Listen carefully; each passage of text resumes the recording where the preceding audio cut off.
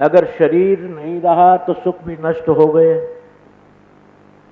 और सुख रहे शरीर रुग्ण हो गया तो सुख किस काम के। अर्थात ये स्थायी नहीं है। स्थायी सुख परमात्मा नारायण ही दे सकते हैं। स्थायी सुख उसे कहते हैं कि इस मनुष्य का आवागमन बंद हो जाए।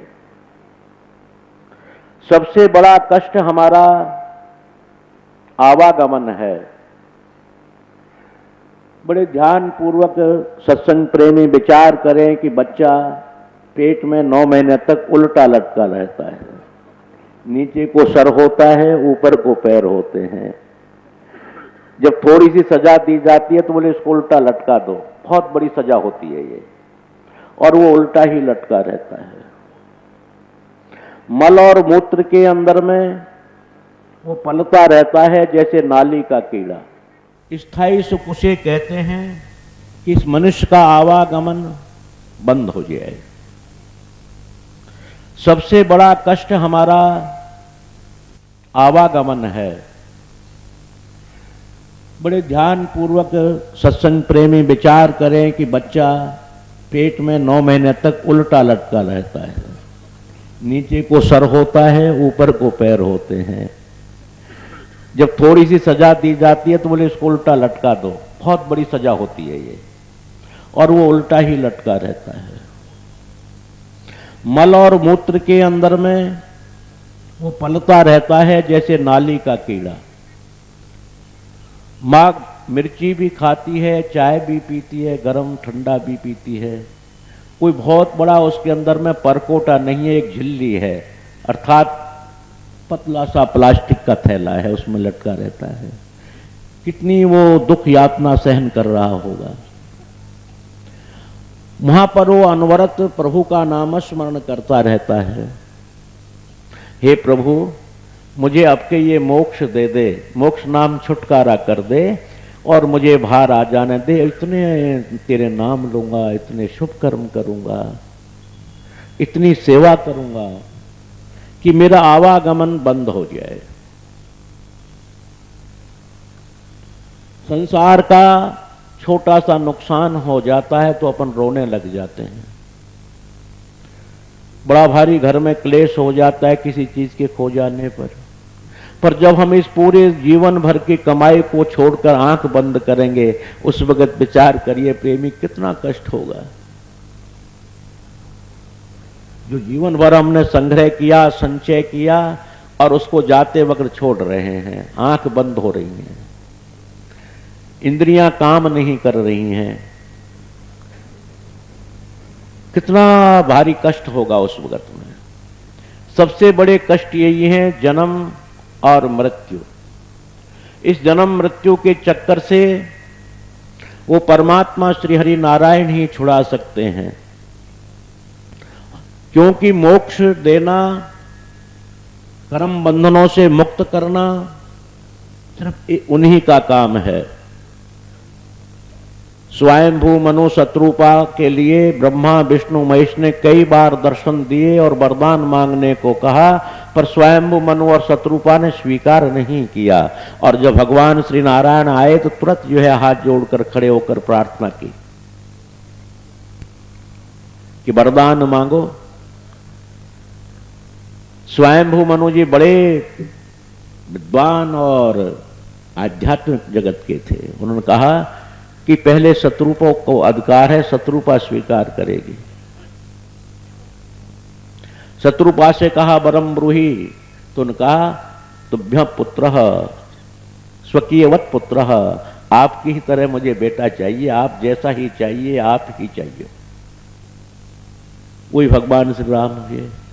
मेरा कहने का भाव इसमें यही है कि मनुष्य उस आवागमन से छूटने के लिए तपश्चर्या, दिनचर्या, अपने नियम और सेवा को बराबर बनाए रखे, तो ही वो भगवान श्रीमन नारायण छुटकारा कर सकते हैं। मोक्ष का अधिकार नारायण के अलावा किसी देव को और को नहीं है। पुनरपि जननम पुनरपि मरणम पुनरपि जननी जठरे शयनम शयनम क्रीड़ा रुचि दिव्यर्थम धातुर्गणतम कर्म कमाहु। भज गोविंदम भज गोविंदम गोविंदम भज मूढ़ मते। तो जिस परमात्मा ने हमको इतना महान शरीर दे करके भेजा है और उसी को हम भूल बैठे हैं, उसकी प्राप्ति के लिए हमें बहुत बड़े साधनों की जरूरत नहीं है, क्योंकि परमात्मा साधन के द्वारा प्राप्त नहीं होते। साधन के द्वारा भौतिकवाद का धन मिल सकता है, सुख मिल सकता है, साधन के द्वारा मकान आश्रम बनाया जा सकता है, साधन के द्वारा मंदिर बनाया जा सकता है, पर वो परमात्मा की प्राप्ति साधन से नहीं होती। बहुत बड़े साधन की उनको आवश्यकता नहीं है, क्योंकि स्वयं साध्य हैं, उनको साधन की आवश्यकता नहीं होती। साधन केवल हमारी मानवता बनी रहे, मानवता नष्ट न हो और मानवता उत्तरोत्तर अभिवृद्धि करती रहे, इसके लिए साधन की जरूरत है। नहीं, परमात्मा तो स्वयं साध्य हैं, उनको ढूंढने की जरूरत नहीं होती, क्योंकि वो काशी के ही नहीं है, मथुरा के ही नहीं, वृंदावन के ही नहीं है, वो सर्वत्र यत्र तत्र सर्वत्र है, वो हर जगह पाए जाते हैं, हर जगह पर मौजूद होते हैं। मानवता चाहिए, उस मानवता को कायम रखने के लिए नियम की जरूरत है, संयम की जरूरत है, आहार की जरूरत है, व्यवहार की जरूरत है। मानव बनने के बाद वो भगवान तो मानव प्रिय है ही, मानव से तो प्यार करता ही चला आया है, तभी तो उसको निज रूप कहा है इस मानव शरीर को, कि मेरा निज रूप हे मानव मैं तुझे दे रहा हूं। गीता में भी भगवान कहते हैं कि ममई वांशो जीव लोके जीव भूते सनातनः। अर्जुन, ये मानव का शरीर मेरा ही अंश है, मैं सनातनी पुरुष हूं और ये जीव भी सनातनी है। जीव सनातन, परमात्मा सनातन और उसका मार्ग भी सनातन। और सनातन मार्ग को त्याग करके अनन्य मार्ग से चलेंगे तो परमात्मा की प्राप्ति नहीं है। ढूंढना नहीं है, प्राप्त करना है, वो है यहीं पर उसको देखना है, प्राप्त करना है। ढूंढा तो उसे जाता है जो अगवा कर लिया जाए, कोई अपहरण करके ले जाए या वो खो गया हो। परमात्मा तो हर वक्त हर समय आपके साथ ही रहता है। जहां आत्मा का निवास है वहीं पर परमात्मा की सन्निधि है, वो सदैव आपके साथ साथ ही घूमता है, साथ साथ रहता है। अब उसको प्राप्ति के साधन हमको बनाने चाहिए। प्राप्ति का साधन सर्वोपरि हर संतों ने, हर ग्रंथों ने, हर आचार्यों ने, हर धर्म गुरुओं ने सेवा को सर्वोपरि माना। हमारे भगवान भाष्यकार श्री रामानुजाचार्य जी भी इस शब्द पर बड़ा जोर देते हैं, बड़ा ठोक के कहते हैं, चैलेंज इसको इंग्लिश में कहते हैं, चैलेंज करके कहते हैं कि कैंकर्य लक्षण विलक्षण मोक्ष भाज है। जिसके अंदर हे शिष्यों कैंकर्य लक्षण आ गया, कैंकर्य नाम की कोई वस्तु नहीं है, कैंकर्य नाम सेवा को कहते हैं। और सेवा कौन सी? कैंकर्य शब्द का प्रयोग किया है कि छोटी से छोटी सेवा से लेकर बड़ी से बड़ी। जब कैंकर्य भाव इस मानव में उत्पन्न हो जाता है तो उसमें एक विलक्षणता आने लग जाती है। विलक्षणता क्यों आने लग जाती है? कि कैंकर्य धारण करने से, कैंकर्य स्वीकार करने से मनुष्य के काम, क्रोध, मद, लोभ, मोह और मात्सर्य ये छह मूर्छित हो जाते हैं। नष्ट तो नहीं हो सकते ये, क्योंकि नष्ट का प्रमाण तो इनका है ही नहीं, पर मूर्छित होने लग जाते हैं, अर्थात ज्ञानेन्द्रिया प्रबल हो जाती हैं, कर्मेंद्रिया वीक होने लगती हैं। तो भाष्यकार भगवान जी ने यही सबसे पहले कहा कि कैंकर्य लक्षण विलक्षण मोक्ष भाजः। कैंकरीय लक्षण आ जाने पर आपके अंदर विलक्षणता हो जाएगी और आपको मोक्ष मांगने की जरूरत नहीं पड़ेगी। मोक्ष स्वयं आपके चरणों में गिरी पड़ी रहेगी। चाहे आप सामीप्य मोक्ष प्राप्त करें, चाहे सायुज्य करें, चाहे सानिध्य करें, चाहे जीवन मोक्ष हो जाए, वो आपके चरणों की अनुगामिनी बन जाएगी। 24 घंटे आपके सामने मोक्ष नाम का शब्द खड़ा रहेगा। आप जीवन मोक्ष हो जाएंगे कैंकर्य स्वीकार करने के बाद।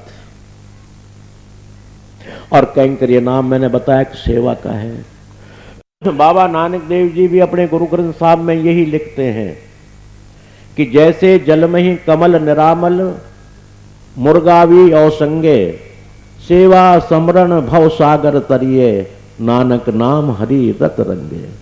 ये दास नानक ने तो हे परमात्मा श्री हरि, हे मेरे नारायण तेरे नाम में रंग गया ये तो। और संसार में जैसे जल में ही कमल निरामल, जल में कमल रहते हुए भी निर्मल रहता है। जैसे संस्कृत में काक पद्म पत्र मेवाम बसा, गीता में अर्जुन से कृष्ण भगवान कह रहे हैं कि अर्जुन तू ऐसे रहे जैसे पद्म पत्र मेवाम बसा।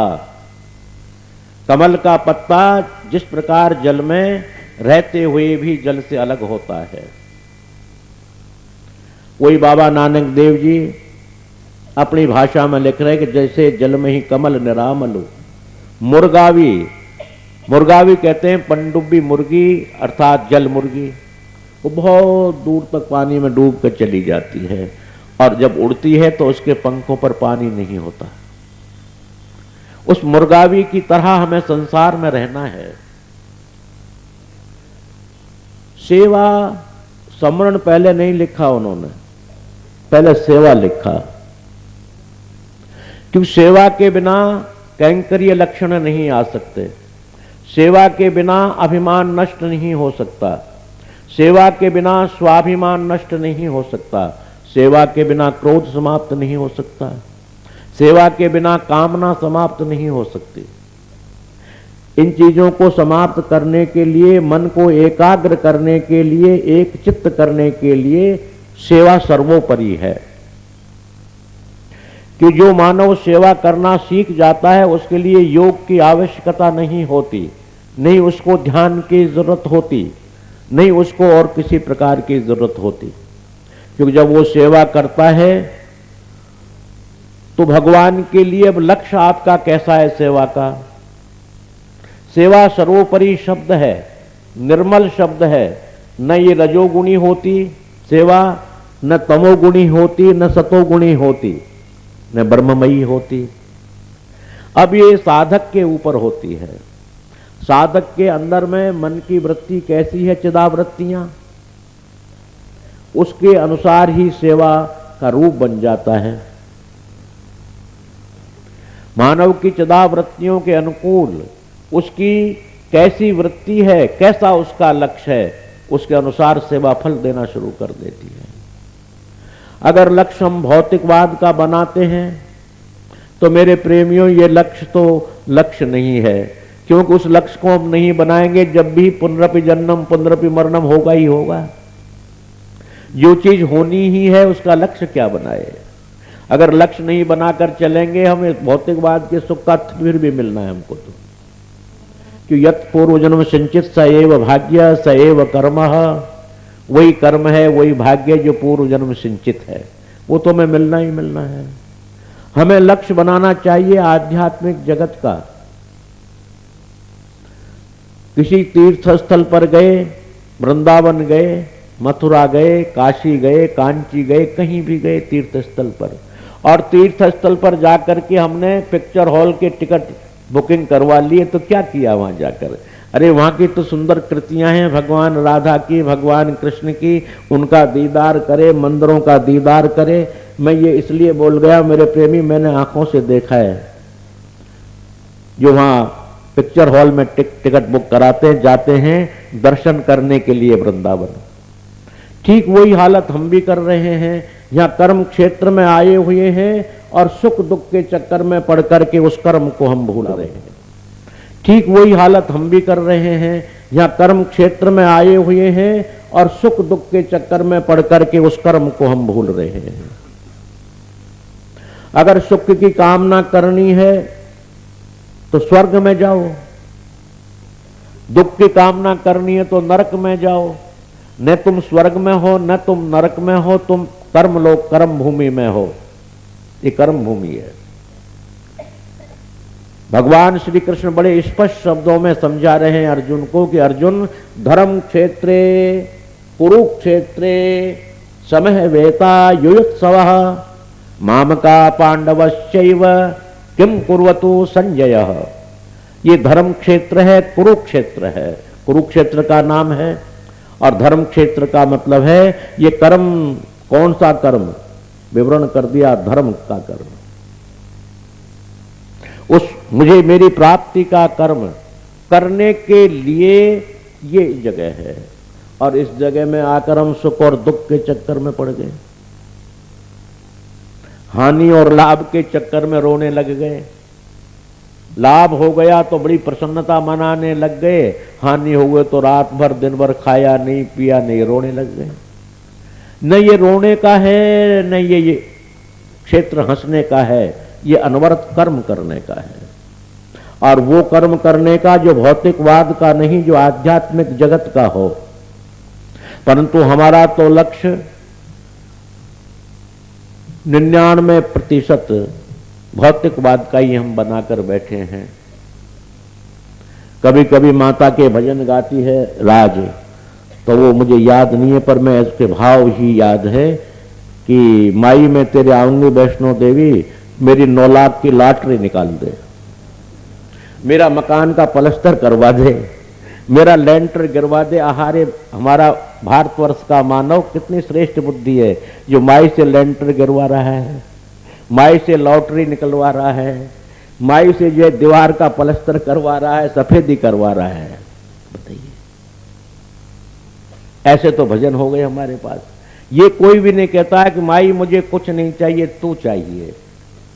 और ये मानव इसी काम को आया है कि हे परमात्मा, मुझे तेरा दिया हुआ सब कुछ है, तू देगा, देता ही रहेगा और देता चला आया है। मैं आज भी मुझे दे रहा, इससे पहले था जब भी तूने दिया ही दिया मुझे। यानी सदा तो देता ही रहा है और देता ही रहेगा, क्योंकि मैं पहली बार ही तो जीव बन के नहीं आया। कितनी कितनी बार योनियों में, 84 लाख योनियों में फिरने के बाद मैं मानव के शरीर में आया हूं। तो तेने 83,99,999 योनियों में भी तो दिया है मुझे, आज क्यों नहीं देगा? अवश्य देगा। मेरे पूर्व जन्म के संचित कर्मों के अनुसार देगा, और मैं तेरा बनूंगा तो मुझे और ज्यादा देगा। तो ये कर्म भूमि उस परमात्मा की प्राप्ति के लिए है, और ये मानव का शरीर भी इसीलिए है कि हम उसको प्राप्त कर लें।